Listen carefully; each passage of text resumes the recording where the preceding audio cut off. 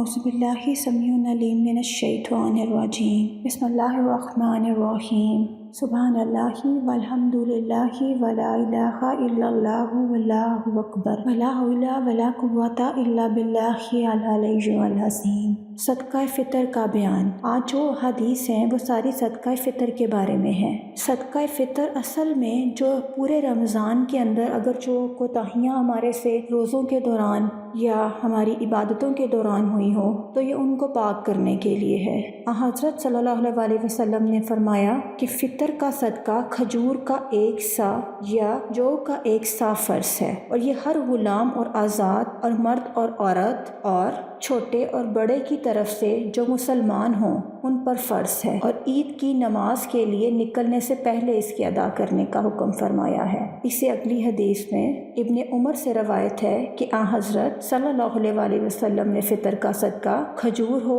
یا جو کا 1 سا ہر آزاد اور غلام مرد اور عورت پر بشرطے کا وہ مسلمان ہو فرض ہے۔ ابو سعید خدری رضی اللہ تعالیٰ عنہ سے انہوں نے کہا کہ ہم صدقے میں 1 سا جو دیا کرتے تھے، یعنی حضرت صلی اللہ علیہ وسلم کے زمانے میں۔ عبداللہ بن عمر رضی اللہ تعالیٰ عنہ سے روایت ہے کہ حضرت صلی اللہ علیہ وسلم نے ہم کو حکم دیا صدقہ فطر میں 1 سا کھجور یا 1 سا جو دینے کا۔ عبداللہ نے کہا پھر لوگوں نے 2 مد گیہوں نصف سا اس کے برابر سمجھی۔ ابو سعید خدری رضی اللہ تعالیٰ عنہ سے انہوں نے کہا کہ ہم حضرت صلی اللہ علیہ وسلم کے زمانے میں صدقہ فطر 1 سا اناج یا گیہوں یا 1 سا کھجور کا یا 1 سا جو کا یا 1 سا منقع کا دیا کرتے تھے۔ جب معاویہ رضی اللہ تعالیٰ عنہ مدینے میں آئے اور گیہوں کی آمدنی ہوئی تو کہنے لگے میں سمجھتا ہوں اس کا 1 مد دوسرے اناج کے 2 مد کے برابر ہے۔ ابن عمر رضی اللہ تعالیٰ عنہ سے روایت ہے کہ حضرت صلی اللہ علیہ وسلم نے عید کی نماز کے لیے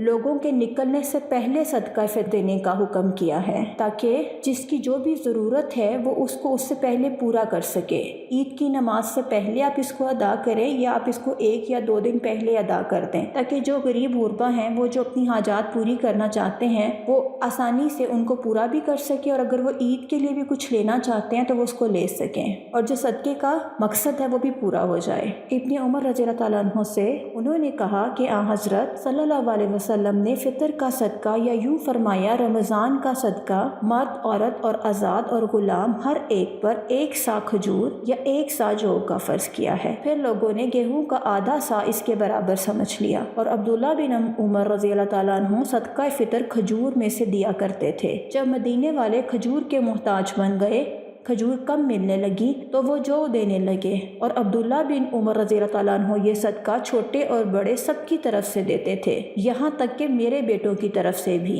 اور عبداللہ بن عمر رضی اللہ تعالیٰ عنہ ہر ایک فقیر کو جو یہ صدقہ قبول کرتا دے دیتے، اور لوگ عید الفطر سے 1 دن یا 2 دن پہلے یہ صدقہ دے دیتے۔ امام بخاری نے فرمایا کہ میرے بیٹوں سے مراد نافع کے بیٹے مراد ہیں، یعنی اس میں بھی دیکھیں کہ حضرت عمر رضی اللہ تعالیٰ عنہ جو تھے اور اس کے بعد آگے سے ان کی جو اولاد تھی ان کا بھی یہی تھا کہ وہ صدقہ جو تھا وہ 1 یا 2 دن پہلے دے دیا کرتے تھے، اور جو صدقہ قبول کرنا چاہتا اس کو صدقہ دے دیتے تاکہ جس کی جو ضرورت ہے وہ اس کو پہلے ہی پورا کر لے اور اس کی عید بھی اچھی گزرے۔ اگر وہ اپنی عید کے لیے بھی کوئی چیز خریدنا چاہتا ہے یا کچھ کھانے کے لیے کچھ لینا چاہتا ہے تو وہ اس کا اہتمام کر سکے۔ ابن عمر رضی اللہ تعالیٰ عنہ سے انہوں نے کہا کہ حضرت صلی اللہ علیہ وسلم نے صدقہ فطر 1 سا جو یا 1 سا کھجور چھوٹے بڑے آزاد اور غلام سب پر فرض کیا ہے۔ تو اس کا مطلب یہ ہے کہ ہمیں صدقہ فطر جو ہے وہ عید کی نماز پڑھنے سے پہلے ادا کر دینا چاہیے، اور یہ ہر ایک پر فرض ہے، چاہے وہ چھوٹا ہے چاہے وہ بڑا ہے چاہے وہ جوان ہے آزاد ہے غلام ہے، بشرطے کہ وہ مسلمان ہو۔ اور اگر جو ملازم اپنے گھر میں رکھے ہوئے ہیں تو ان کی طرف سے بھی آپ پر واجب ہے کہ آپ صدقہ فطر ادا کریں، اور یہ سب کی طرف سے ہے، چاہے کوئی مرد دے چاہے کوئی عورت دے گھر میں، لیکن یہ سب کے اوپر فرض ہے کہ سب کو اس کو دینا چاہیے اور اس کو عید کی نماز پہ جانے سے پہلے ادا کرنا چاہیے۔ سارا رمضان میں ہم روزے رکھتے ہیں لیکن روزوں کے دوران ہمارے سے 100 طرح کی کوتاہیاں ہو جاتی ہیں۔ اس کے علاوہ ہم جو نوافل ادا کرتے ہیں یا جو ہم عبادات کرتے ہیں اس میں بھی ہمارے سے کوتاہیاں ہوتی ہیں۔ ہیں۔ اس کے علاوہ رمضان کے روزے رکھنے کے باوجود ہمارے منہ سے کوئی ایسی بات نکل جاتی ہے جو لوگوں کی دل آزاری کا باعث بن جاتی ہے۔ اس کے علاوہ بھی بہت سے ایسے چھوٹے چھوٹے اعمال ہیں جو ہمیں خود بھی نہیں پتہ ہوتے، جو ہمارے سے سرزد ہو جاتے ہیں، جو کہ اللہ کی بارگاہ میں ناپسندیدہ ہے۔ تو ان ساری چیزوں کا جو کفارہ ہے وہ صدقہ فطر کی صورت میں اللہ تعالیٰ نے دیا کہ ہم ان تمام کے بدلے صدقہ فطر ادا کریں، کیونکہ صدقہ انسان کے تمام گناہوں سے اس کو پاک کرتا ہے۔ تو اس طرح اگر ہم عید کی نماز سے پہلے اپنا صدقہ فطر ادا کر دیتے ہیں تو جو